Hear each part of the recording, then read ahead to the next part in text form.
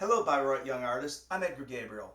I'm a violinist from Chicago that teaches, performs, and composes music in the styles of jazz, rock, fiddle, classical, and much more.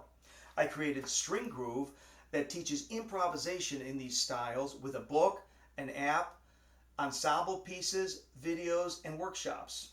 I teach at Elmhurst and Harper colleges.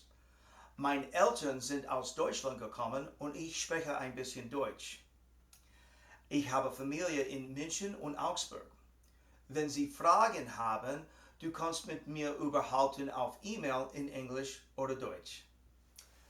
I started out playing classical music, and when I started to play jazz and rock and blues in high school, I needed to amplify my instrument, and there weren't a lot of options then.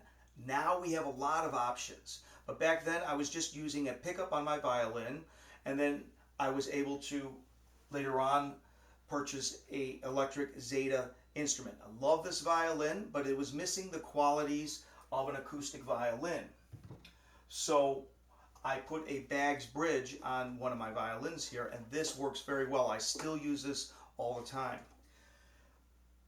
Then I met violin maker Gary Rickman, who put it all together, and this is an electric violin that is all made by a violin maker and has all the great acoustic qualities of a violin and the electric properties so that you can crank this thing as loud as you can and it sounds wonderful with effects. Now I have a video that I made a little while back that explains electric instruments and microphones and how to amplify your violin.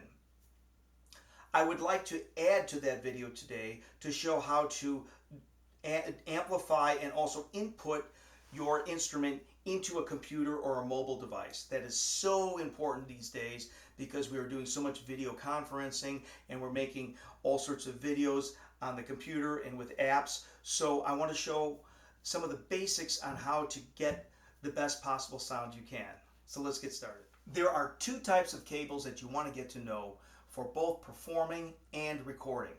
One of them is the guitar cable or the 1/4 inch cable, which would be used for your electric instrument.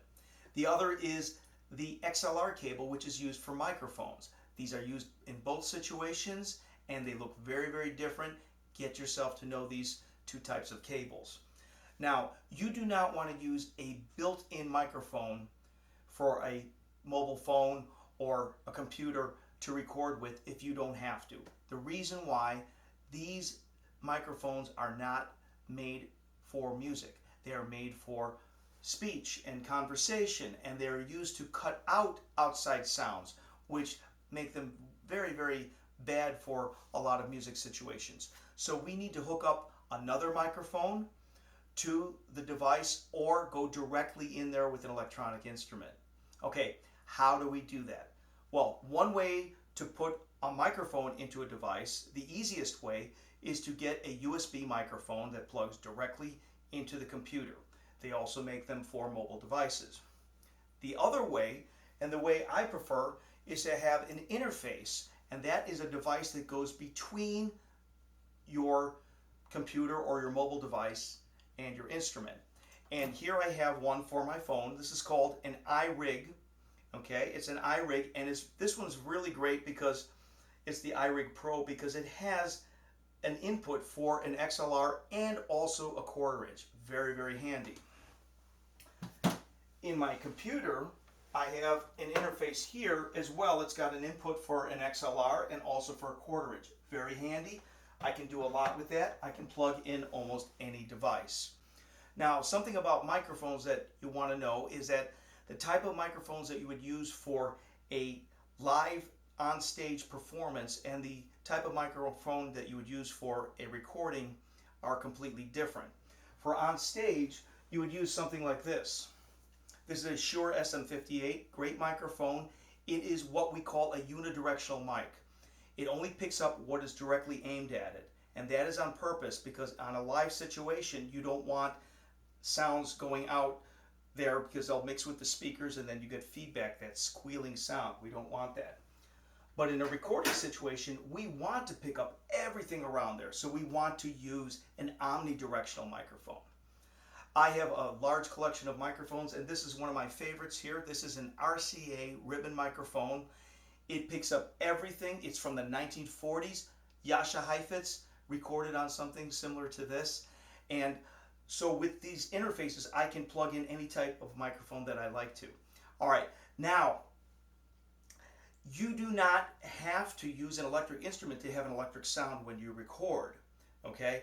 You can actually use an acoustic instrument. I'm going to show you that right now.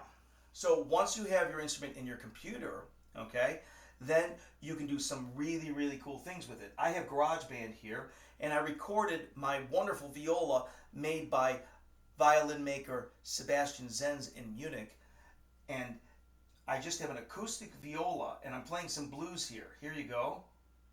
Now that's just a clean viola. Now I'm going to add a solo in. That's just another viola.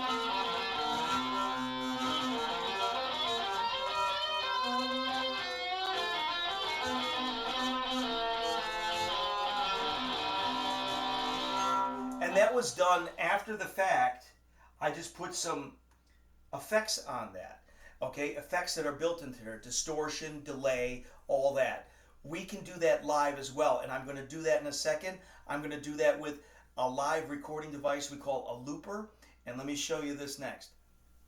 Okay, I'm going to improvise using my electric violin, looping pedal, and my effects. So the looping pedal will repeat what I do, and then the effects will change the sound of the violin. The effects do a very, very similar thing to what is built into the GarageBand that we were using earlier, the recording program. So, here we go.